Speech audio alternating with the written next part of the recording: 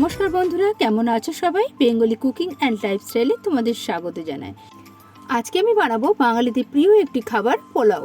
আর এই পোলাওটা কীভাবে পারফেক্ট আর ঝরঝরে বানাতে হয় সেটাও তোমাদের দেখাবো। অনেকে পোলাও বানাতে গেলে গায়ে গায়ে জড়িয়ে যায় কিংবা ভাতটা কাদা হয়ে যায়। তো দেখো, এইভাবে একবার বানিয়ে পোলাওটা একদম ঝরঝরে হবে আর খেতে কিন্তু দারুণ হবে। তো চলো, প্রথমে দেখলে আমি কাজু কিশমিশটাকে সুন্দর করে ভিজিয়ে দিয়েছি জলেতে। আর এখানে দেখো, আমি 700 গ্রাম গোবিন্দভোগ চাল নিয়েছি। সেই চালটাকেও খুব ভালো করে ধুয়ে জলটা ঝরিয়ে রেখে দিয়েছি।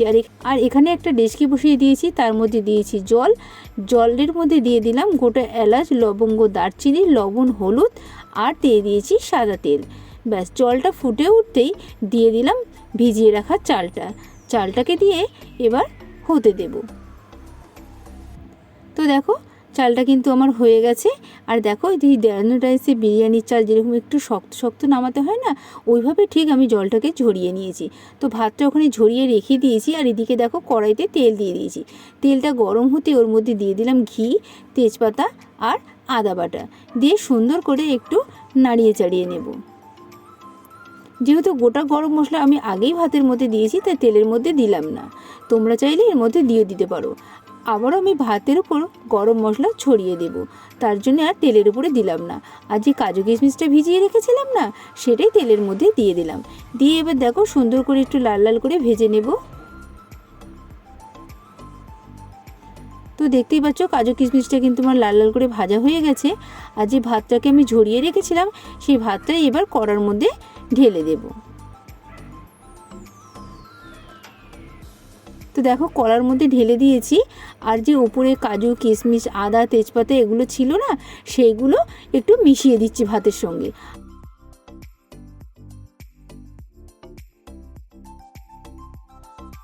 তোমাদেরকে আগেই বললাম যে তেলের উপর আমি গরম মশলা দেব না, আমি উপর থেকে ছড়িয়ে দিলাম সানরাইজের শাহি গরম মশলা। আর দিয়ে দিয়েছি পরিমাণ মতো চিনি, দিয়ে দিচ্ছি গোলাপ জল, কেওড়া জল, দিয়ে দিলাম ঘি। দিয়ে আবারও এটাকে মিশিয়ে নেব। আর লবণ চিনিটা ঠিকঠাক আছে নাকি, এই স্বাদটা তোমরা একটু চেকে দেখে নেবে। লবণ চিনিটা যদি পারফেক্টভাবে না হয়, খেতে কিন্তু ভালো লাগবে না। তো দেখতেই পাচ্ছ, পোলাওটা পুরোপুরিভাবে আমার রেডি হয়ে গেছে। আর এইভাবে বানালে পোলাওটা 100% ঝরঝরে হবে আর খেতে কিন্তু দারুণ লাগবে। আর দেখো কতটা লোভনীয় হয়েছে। তো এইভাবে বাড়িতে একবার বানিয়ে দেখতে পারো। তো এই সহজভাবে পোলাও বানানোর রেসিপিটা তোমাদের কেমন লাগলো অবশ্যই কমেন্টে জানাবে। আর ভালো লাগলে একটা লাইক করে দিও।